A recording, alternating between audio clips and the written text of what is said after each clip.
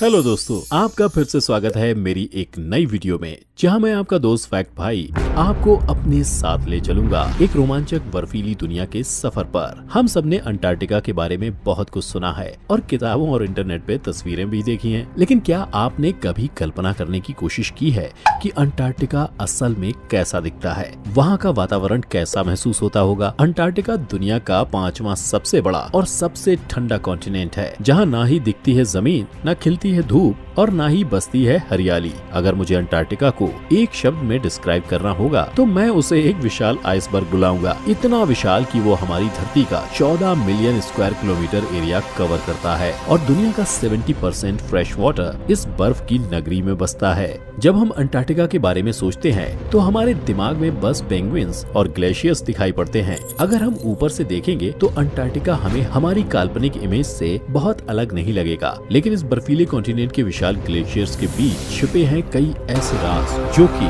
किसी भी इमेजिनेशन के इर्द गिर्द भी नहीं भटकते। अंटार्कटिका के बर्फ के रेगिस्तानों ने सिर्फ इंसानों को यहाँ घर बसाने से ही नहीं रोका है, बल्कि इस धरती की कई मिस्ट्रीज को भी अपने अंदर दबा के रखा है। तो अगर आप जानना चाहते हैं कि आखिर इस बंजर कॉन्टिनेंट ने अपने बर्फीले जहन में कौन से तीखे राज छुपा रखे हैं, तो बने रहिए मेरे साथ इस वीडियो के एंड तक, जिसका नाम है फैक्ट भाई in the mysteries of frozen land, जिसमें मैं आपको बताऊंगा अंटार्कटिका के बारे में 7 ऐसे राज जिनको सुन के आपको साइंस फिक्शन की कहानियां भी रियलिस्टिक लगने लगेंगी। तो इसी के साथ शुरू करते हैं। Number 7, underground lakes. अगर आपको बेसिक ज्योग्राफी आती है तो आप समझ सकते हैं कि नॉर्थ पोल और साउथ पोल के आसपास के एरियाज धरती के सबसे ठंडे रीजन्स होते हैं और अंटार्कटिका जहां का टेम्परेचर -90 डिग्री सेल्सियस तक भी पहुंच जाता है, वहां किसी भी प्रकार का मॉइस्चर मिलना बहुत ही आश्चर्य वाली बात है। मगर इन्हीं बर्फ की मोटी परतों के नीचे कई सारी अंडरग्राउंड लेक्स का निवास है।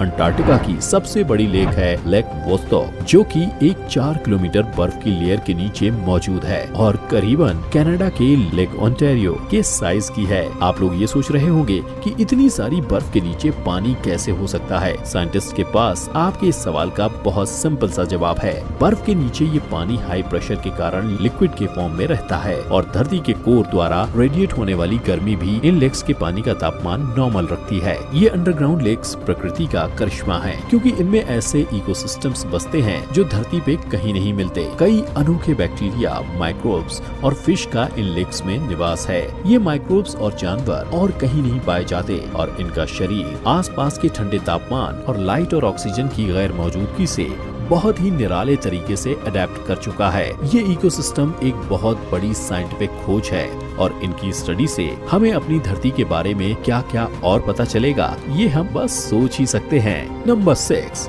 Elongated sculls. जी हाँ दोस्तों, इंसान की हड्डियों के सबसे पहले रिमेन जो अंटार्कटिका में पाए गए वो हैं ये एलोंगेटेड स्कल्स। ये स्कल्स इंसानों के ही हैं, लेकिन इनके माथे के ऊपर से इनका सिर बहुत ही एबनॉर्मल तरीके से लंबा है। साइंटिस्ट का कहना है कि ये एबनॉर्मल लंबाई असल में एंशिएंट रिचुअल्स की करनी है, जब कुछ ट्राइब्स अपने ट्राइब के लोगों के सिर ठोक ठोक के या फिर कुछ सलीबों के बीच दबा के लंबा करते थे। अंटार्कटिका में पाए गए ये स्कल पेरू और इजिप्ट में पाए जाने वाले स्कल से काफी मिलते जुलते हैं। इनसे साफ पता चलता है कि आज से कई मिलियन साल पहले अफ्रीका, साउथ अमेरिका और अंटार्कटिका में रहने वाले ट्राइब्स के बीच कुछ गहरा संबंध था। ये संबंध टेक्टोनिक मूवमेंट और प्लेट सेपरेशन की थ्योरी को सपोर्ट करता है और ये साबित करता है कि पहले अंटार्कटिका एक दूसरे विशाल लैंडफॉर्म का पार्ट था, जिसको आज हम पैंजिया के नाम से जानते हैं। Number 5, Martian Metroid. 2015 में एक आलू के साइज का बहुत ही अनूठा मेट्रोइड अंटार्कटिका में पाया गया और जब इस मेटेओर की साइंटिस्ट ने जांच पड़ताल की तो उन्होंने पाया कि ये मेटेओर मार्स से आया है। इसके बाद और गहराई से जांच पड़ताल करने पर उन्होंने एक ऐसी खोज करी जो कि साइंटिस्ट के लिए किसी अली बाबा के खजाने से कम नहीं है। उन्होंने इस छोटे से मेटेओर पे बहुत ही अनोखे माइक्रोब्स के फॉसिल्स पाए, जिससे कि ये साफ पता चलता है कि मार्स पे भी जीवन है और पॉसिबल है। अब आप ही सोचिए, अगर अंटार्कटिका पे पाए एक छोटे से मेट्रोइड पे हमें माइक्रोब्स मिले हैं तो मार्स पे हमें और क्या क्या मिलेगा? इसकी पॉसिबिलिटीज किसी भी साइंस फिक्शन मूवी से कम अद्भुत नहीं हो सकती। Number 4, Nazi basis. हिटलर की चाह थी कि वो पूरी दुनिया पे अपना स्वास्तिक फहराए और अपना राज जमाए। इस बात का एक बहुत बड़ा प्रूफ है अंटार्कटिका पे नाजी बेसिस का होना। जी हाँ दोस्तों, अंटार्कटिका जैसी जगह जहाँ कुछ 10-15 साइंटिस्ट के अलावा इंसानों का नामो निशान तक नहीं है, हिटलर की नाजी आर्मी वहाँ भी पहुँच गई। 1939 में जब वर्ल्ड वॉर 2 की शुरुआत हुई तो हिटलर ने अनुमान लगाया कि उनकी आर्टिलरी के लिए फ्यूल और बाकी फैट बेस्ड प्रोडक्ट्स जैसे कि दूध, बटर, चीज, क्रीम वगैरह की कमी हो सकती है,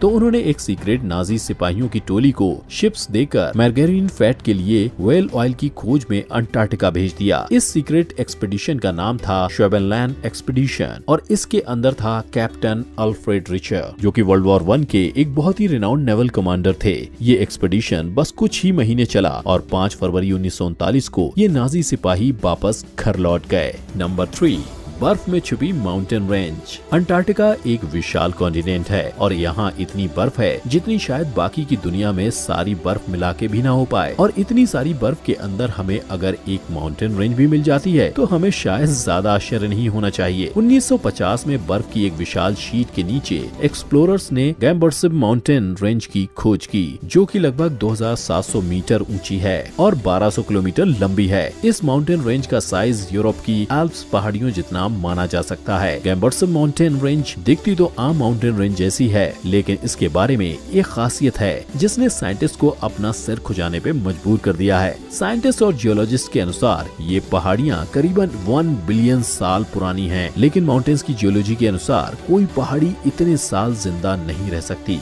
कोरोजन के कारण हर पहाड़ी गुजरते लम्हों के साथ छोटी होती रहती है और ज्यादा से ज्यादा 400-500 मिलियन सालों तक धरती पर दिखाई पड़ती है। तो आखिर ये पहाड़ियाँ इतने साल तक जिंदा कैसे रह गईं और इतने सालों बाद भी इसका साइज बड़ा कैसे है, ये साइंटिस्ट आज तक समझ नहीं पाए हैं। नंबर 2 पर है गाने वाली आइस शीट्स। जी हाँ दोस्तों, अंटार्कटिका के आइस असल में गाती हैं। 1950 में रॉस आइस शेल्फ की स्टडी करने पर पाया गया कि जब हवा इस आइस शीट से टकराती है तो वो एक महिला के रोने की आवाज प्रोड्यूस करती है। ये आवाज इंसान सुन नहीं पाते, लेकिन सीस्मिक वाइब्रेशंस रिकॉर्ड करने वाली मशीनों द्वारा इस आवाज को साफ सुना जा सकता है। ये आवाज आसपास के तापमान और हवा की गति के अनुसार हर पल चेंज होती रहती है और सिर्फ रॉस आइस शेल्फ की बर्फ ही नहीं बल्कि अन्य आइस शेल्फ्स में भी ये फिनोमेना ऑब्जर्व किया जा सकता है। विल्किंस आइस शेल्फ की सीस्मिक नॉइज हड्डियों के टकराने जैसी सुनाई पड़ती है ना, थोड़ा भूतिया सा सीक्रेट। और अब बारी है नंबर 1 की। नंबर 1 पर है ब्लड वाटरफॉल्स। 1911 में ऑस्ट्रेलिया के एक जियोलॉजिस्ट को ये ब्लड वाटरफॉल्स मिले जब वे टेलर ग्लेशियर्स की सैर पर निकले थे। टेलर ग्लेशियर से निकलने वाले इस वाटरफॉल में पानी का रंग खून जैसा लाल है। पहले साइंटिस्ट ने अनुमान लगाया कि इस पानी का रंग पानी में रहने वाली लाल एल्गी की वजह से है, लेकिन बाद में कुछ जांच पड़ताल के बाद पता चला कि असल में इस पानी में आयरन ऑक्साइड बहुत ही भारी मात्रा में मौजूद है, जिसके कारण पानी का रंग लाल है। हालांकि इस वाटरफॉल की ये मिस्ट्री तो सॉल्व हो चुकी है। इसके अलावा ऐसे पानी में पाए जाने वाले प्राणियों के ऊपर स्टडीज अब भी जारी हैं। तो ये थे 7 ऐसे सीक्रेट्स जो अंटार्कटिका को दुनिया से अलग बनाते हैं। लेकिन क्या आपको पता है कि अंटार्कटिका में सिर्फ 7 राज नहीं छुपे हैं? अभी तो शायद कई राज ऐसे हैं जो अभी भी पता नहीं कितने करोड़ों साल से बर्फ के अंदर दबे हुए हैं। अब तो वक्त और गहरी रिसर्च ही इन बाकी राजों का खुलासा करे। Goodbye and thanks for watching.